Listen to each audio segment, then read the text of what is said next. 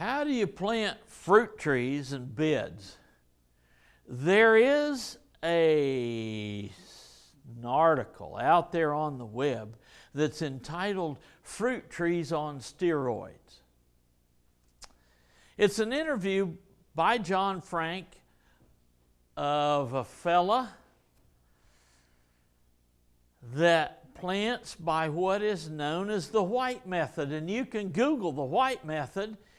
And I was doing a presentation about the White Method because you'll see why in a few minutes.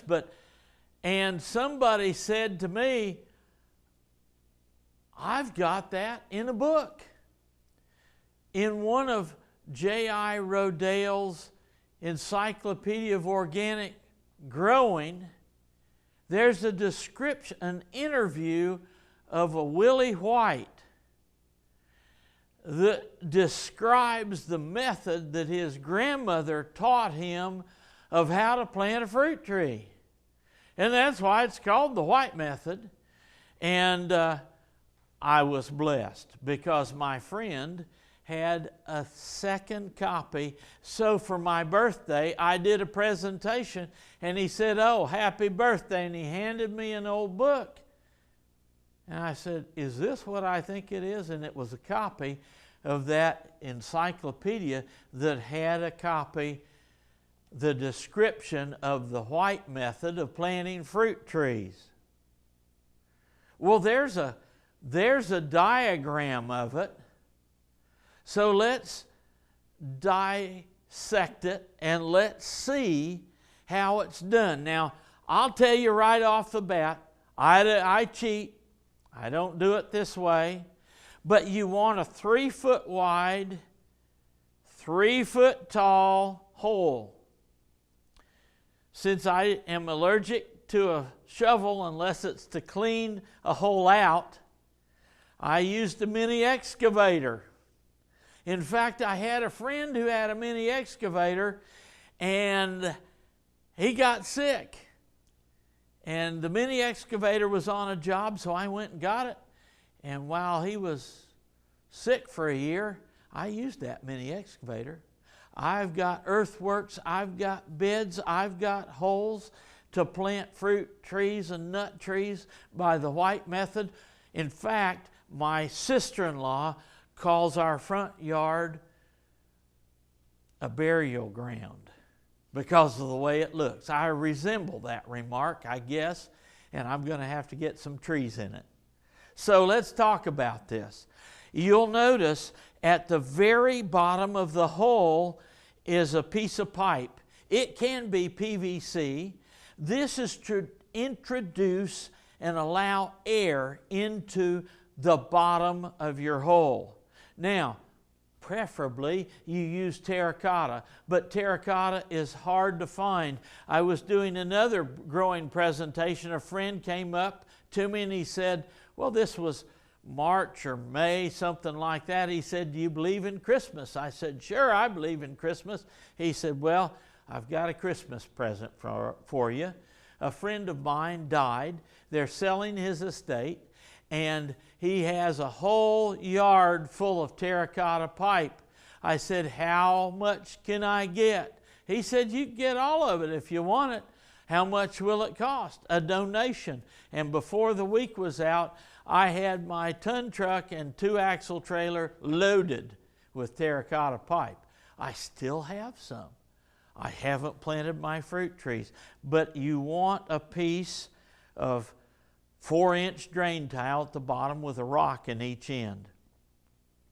And then on the very bottom foot and the very top foot out of the 3, you are going to want a mixture of compost, peat moss, leaf mold, topsoil, and phosphate rock. Now, I go even further than this. I mixed half topsoil, half rotted leaves, and I put the minerals in my topsoil from my soil test for the amount of square feet that I had to grow on. And I've mixed a compost pile that's about this big, this tall, and 20 or 30 feet long and 20 or 30 feet wide, and I'm going to spread that out, and I'm going to use it as I do my trees by the white planting method. You'll notice at the top of your foot of this mixture, you're going to want to put some fist-sized rocks. A lot of people think rocks are solid. Are you one of them? I used to, but rocks hold moisture when the moisture is gone from the soil. They also attract magnetic and electrical energy. Oh my. Okay, here we go. The second foot is what? Topsoil. Again, I mineralized it. And then you're going to want to put a double fist-sized rock. And Lynn Hogue, in the description of fruit trees on steroids, says, and he quotes Carrie Reams, you put the most roots to the north because more roots will grow on the south. Now, I would suppose if you're down below the equator in the southern hemisphere, you'd put the most roots to the south and reverse that. And you plant it over a rock. You spread the roots out, and then that's at the top of your second foot of material, and then you put your mixture on up, fill your third foot up, and then you put a large tin can or piece of plastic drain, 4-inch drain tiles, what I generally use. A tin can may restrict the growth of your tree, and then you can put 3 inches of leaf mulch. By now, at the top of this hole, my hole, because I dug it with the excavator, is 5 feet wide. That's how wide you want this finished area to be. And I do not use rock mulch because I'm going to be adding compost every year. I'm going to whack away on the weeds. Oh, wait. Around my permaculture plants, and then I'm going to leave everything in place, everything growing right there, and it will eventually get to where it's pretty much going to be shaded out, and all I've got is the plants that I want, and I just go out and make sure and compost them and pick it and eat it. But that's the white planting method. And so what I did, this is a picture from our porch off to the left. You can see the perspective is not very good. That's from one end. Right over on the right is where our driveway goes. And it's just a slope of a hill. That's what it used to look like. I beat my wife up every morning. I get up about 4 o'clock. She gets up at about the crack of 7. And one morning, she was still in bed and she heard noises. And I had invited my friend over with the mini excavator, and he was hauling out Bradford pears. And as quick as he got them and their roots out, I was pushing them down over the edge. And by the time she came out onto the porch, we were almost done. And it was a good thing, because if we hadn't been, we probably wouldn't have gotten to do any more. But she's becoming a believer as she begins to see this all take shape.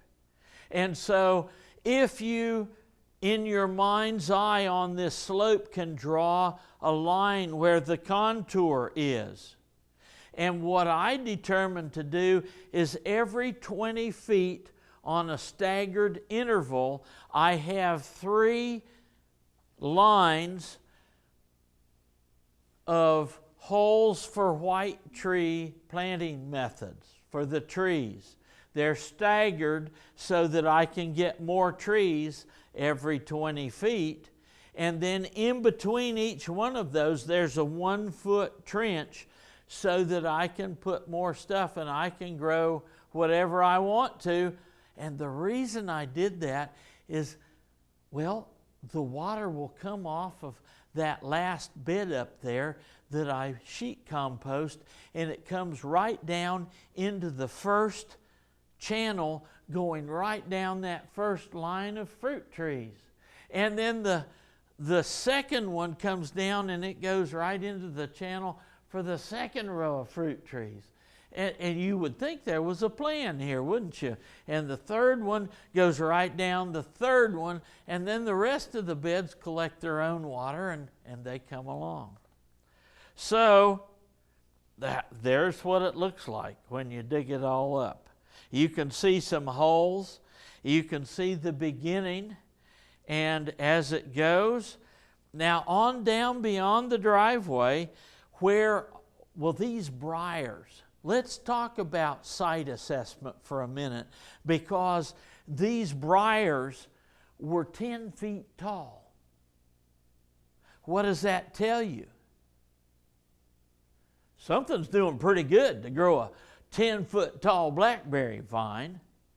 You could hardly drive the tractor and the bush hog through it. It was a struggle.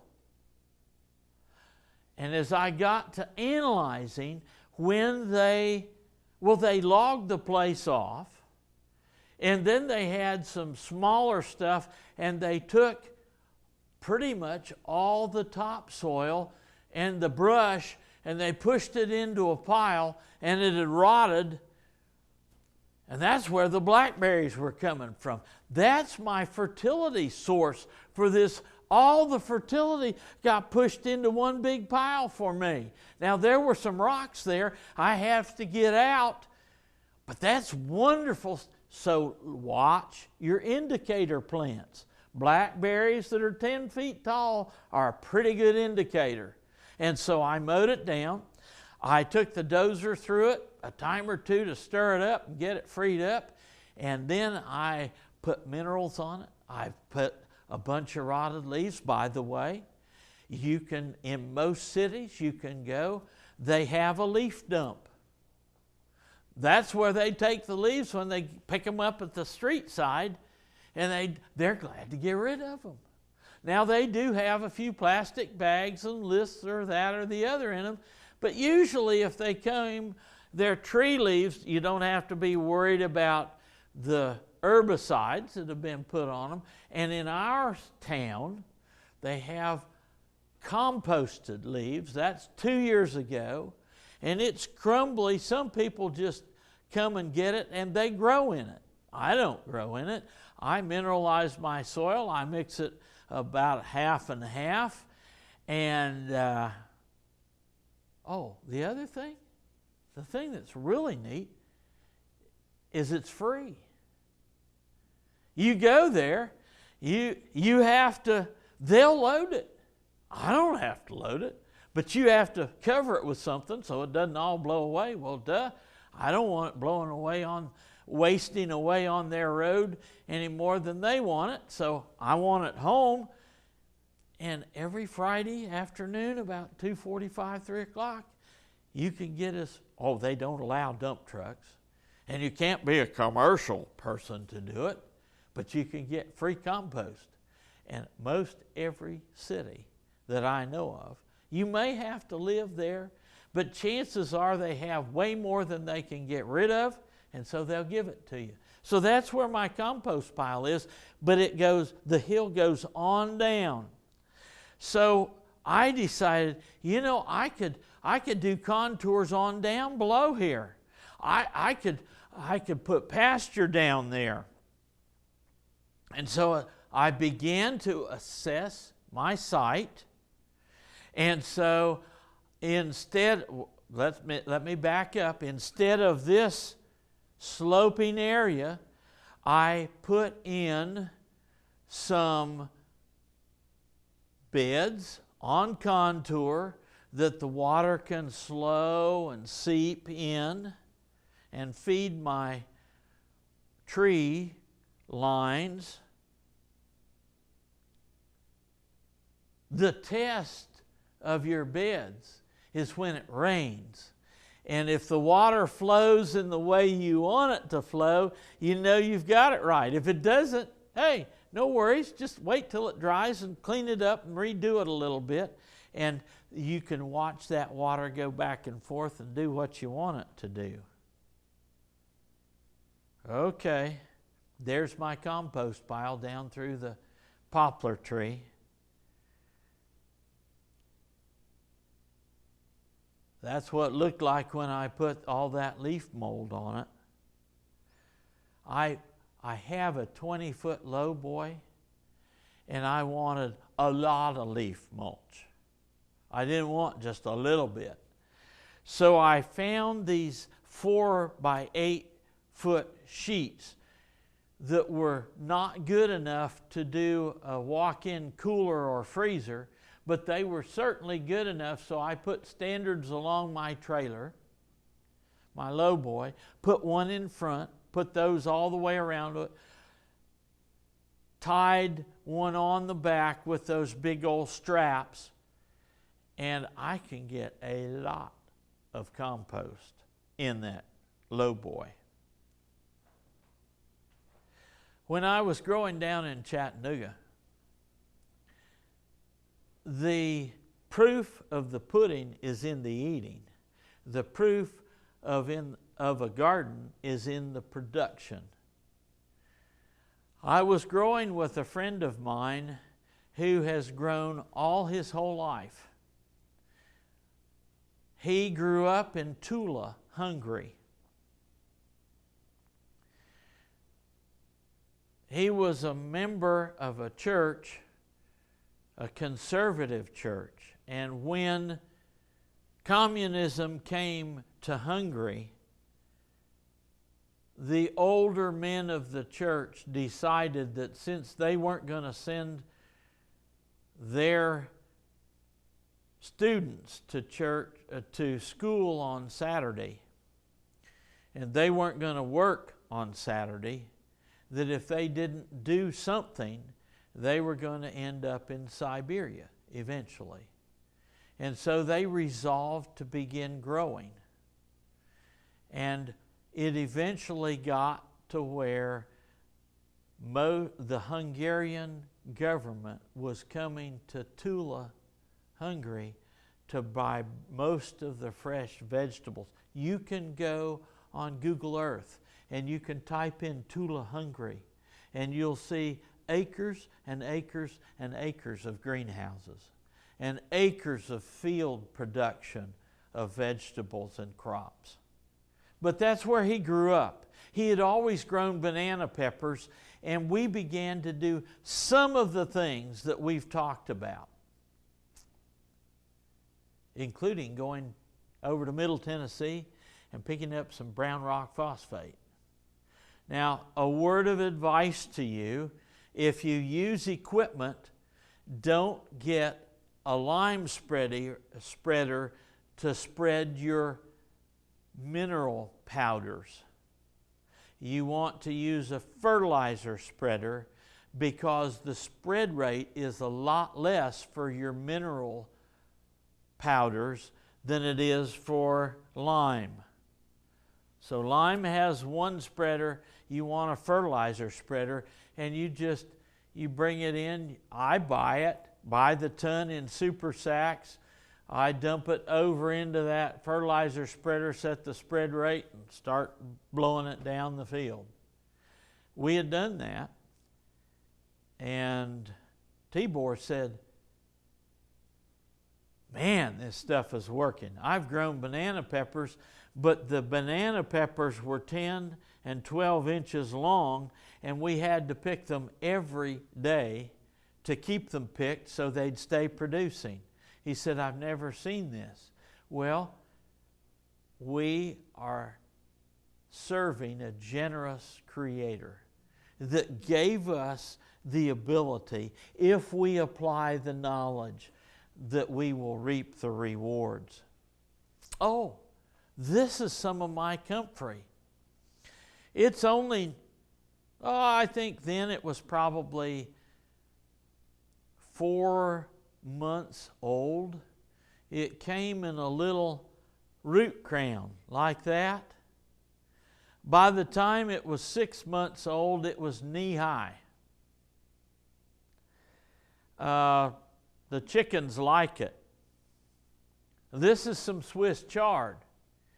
You don't really realize in perspective how big it is until you put Jill by it and it's waist high.